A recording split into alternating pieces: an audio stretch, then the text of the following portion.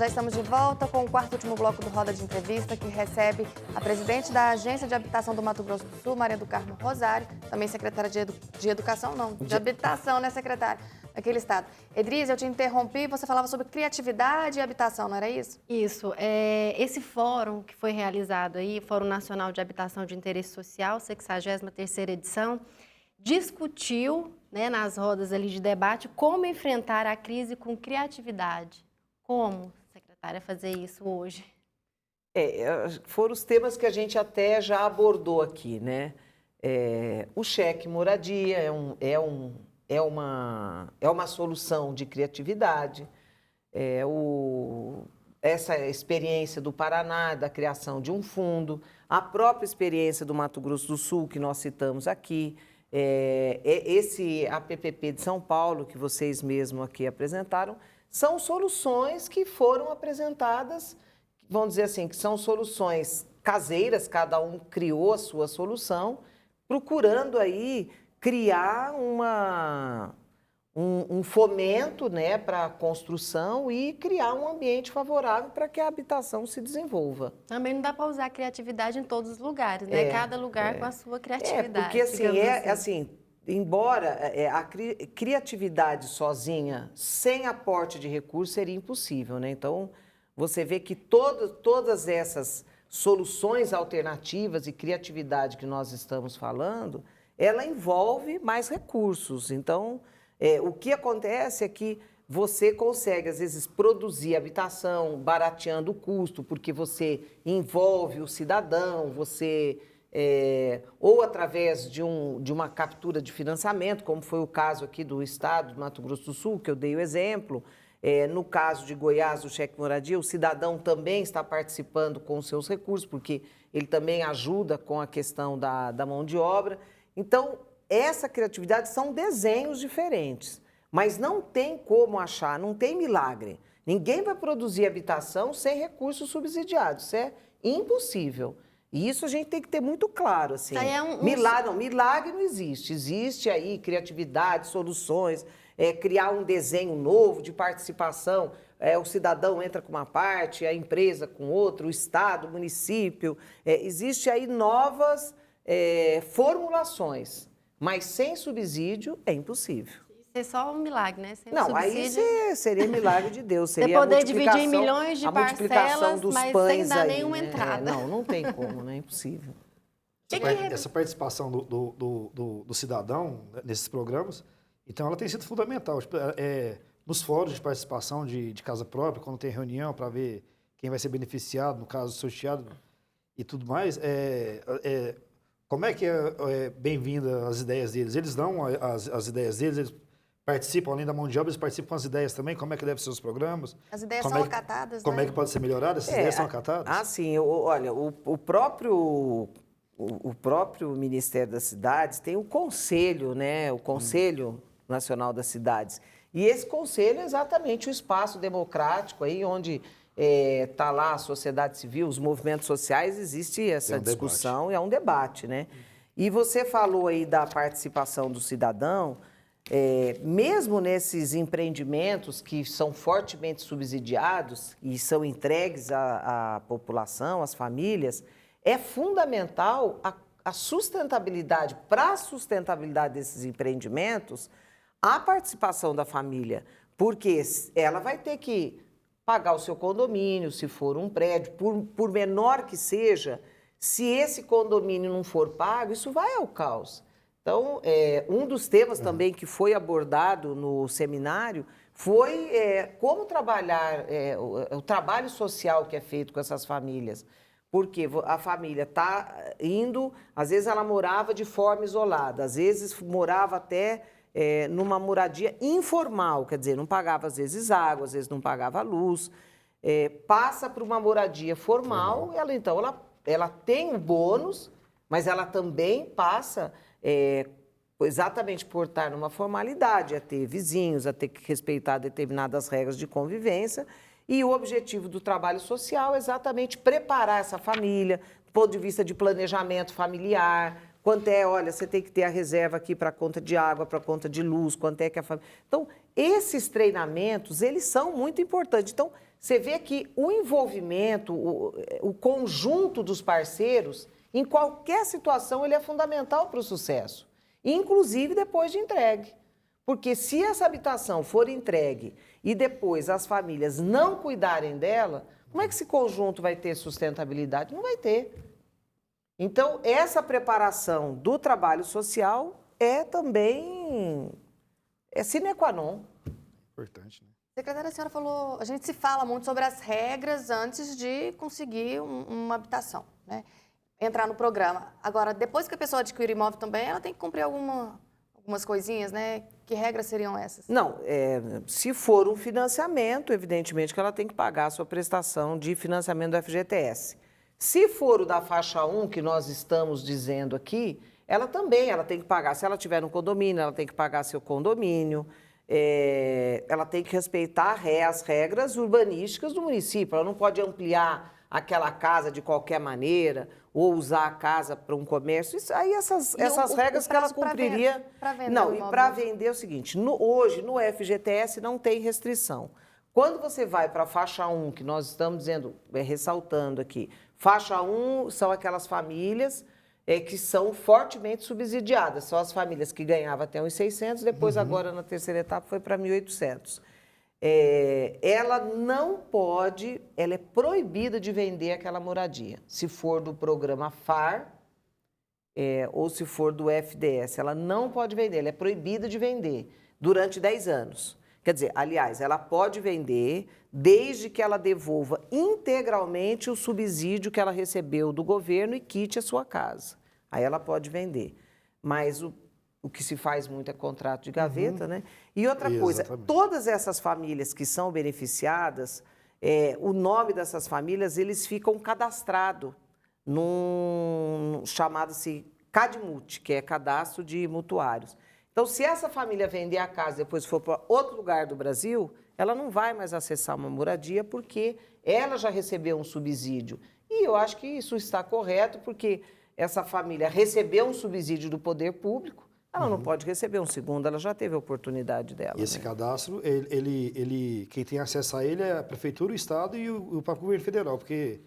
Por exemplo, se ele mudar de cidade, o prefeito de outra cidade que for fazer um programa habitacional lá, ele pode consultar, ele tem acesso, ele pode consultar. Quem controla esse CADMUT, na verdade, é a Caixa Econômica Federal. Sim. Mas as prefeituras e os estados, eles podem acessar para fazer consulta. Se ele vender e for embora, na outra cidade que ele estiver, ele não tem acesso. Ele não vai ter acesso a um novo subsídio do governo federal. Bom. Secretária, voltando ao fórum, Goiás recebeu a premiação Selo de Mérito 2016, entre os quais 2 são da AGEABS. Cheque Mais Moradia, na categoria Ações Estruturantes, e Trabalho Social e Regularização Fundiária Plena, categoria Trabalho Social. Como que a senhora avalia essa premiação aqui para o estado de Goiás?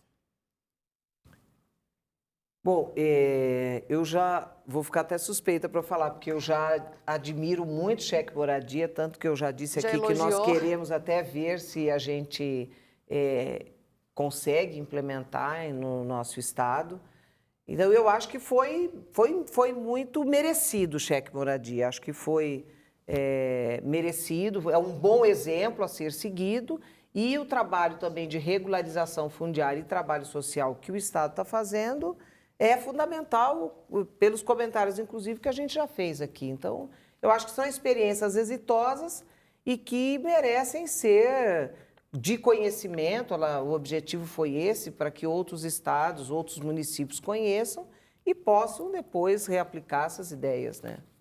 Secretária, a senhora foi diretora do Ministério das Cidades entre 2011 e 2014. Existem muitos programas que, às vezes, as prefeituras não conseguem se inscrever por falta de capacidade técnica dos funcionários. Então, algumas verbas ficam perdidas porque a prefeitura não sabe como acessar no Ministério das Cidades. Olha, quando você fala em Ministério das Cidades, nós estamos falando de vários setores, né? Porque o Ministério das Cidades, ele agrega habitação, saneamento e os serviços urbanos. Com certeza, assim, mas o Ministério ele tem um programa chamado capacitações, né? Que a ideia é que o gestor municipal se capacite. Então, eles têm investido nisso, mas realmente para que você desenvolva bem, é importante os municípios estarem bem capacitados. Então, esse, por exemplo, o trabalho do fórum, quando você está trazendo, tanto é que o fórum, ele procura sempre, cada vez, estar no Estado, que é inclusive para motivar os gestores locais daquele Estado a participarem, porque quando você vê os exemplos do que foi feito, existe uma motivação para que esse gestor municipal ele procure conhecer mais do assunto. Então, a capacitação técnica do gestor municipal é fundamental. E hoje o fórum também é fundamental para esse déficit ser diminuído? Eu acho que sim, à medida que o objetivo que você está lá discutindo a política e replicando boas experiências, boas práticas. Então, eu acho que ele tem seu papel, sim, no objetivo de reduzir o déficit, claro, de uma forma indireta, à medida que você promove troca de experiências que permite que sejam replicadas em outros lugares. Juliana. E o fórum, ele também passa essa troca de experiência também, ela passa pelo encontro dos prefeitos em Brasília também, da Confederação Nacional, as associações de municípios também. Assim, elas têm uma força, deve ter uma força muito grande também na participação. Não, porque além do fórum, ainda tem esses encontros dos municípios ainda que debatem exatamente esses assuntos, entre eles a questão da habitação. Ah, sim. Né? Então, assim, a impressão que eu tenho é assim, a participação dos prefeitos, dos gestores também deve ser muito importante.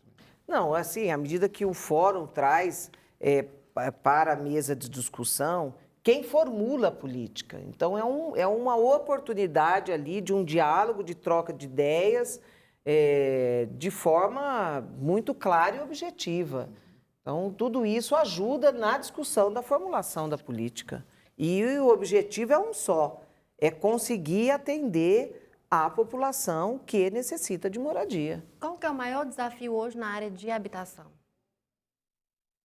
São vários. Não, na verdade são vários. Eu acho que um grande desafio é a sustentabilidade dos empreendimentos que já foram produzidos e estão sendo produzidos. Eu acho que esse é um grande desafio.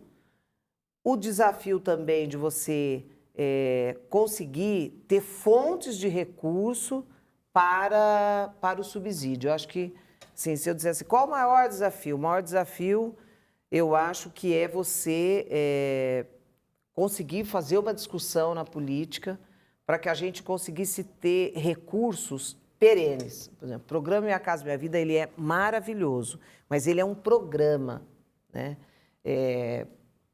Ele pode ser acabado, podem acabar com ele. Não, olha, não é prioridade, o governo não tem dinheiro, vai acabar. Isso é uma coisa. Agora, talvez fazer a discussão de que a habitação também tivesse uma fonte de recurso perene. Aí nós poderíamos ter uma programação melhor de continuidade e normalidade de investimentos. Secretário, nosso tempo está acabando, mas vou fazer só mais uma última pergunta relacionada a desafios que os meninos perguntaram. Essa instabilidade política deve ser também um desafio, né? Porque em 2 meses, por exemplo, foi lançado um programa e depois ele foi, digamos, freado. Se essa instabilidade política não se resolver, pode prejudicar a habitação. Olha, eu diria para você que o Minha Casa Minha Vida ele não foi freado. Na verdade, ele foi lançado, o programa foi lançado, nós tivemos aí um picozinho de contratação no mês de maio com as entidades, os movimentos sociais, tanto naquele programa Entidades, no programa na área rural, teve um pouco de contratação.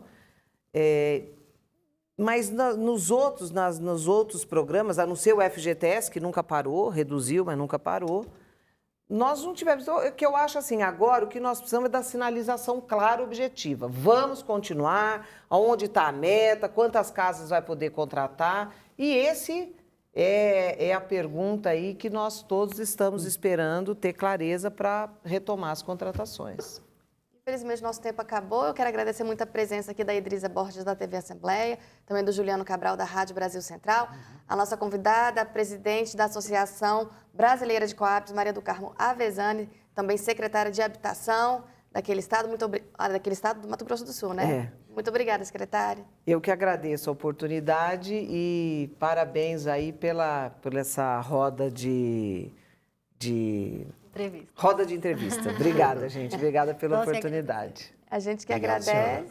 E se você perdeu algum trechinho do programa, você pode conferir a reprise no domingo às 9 horas da noite. Até a próxima terça.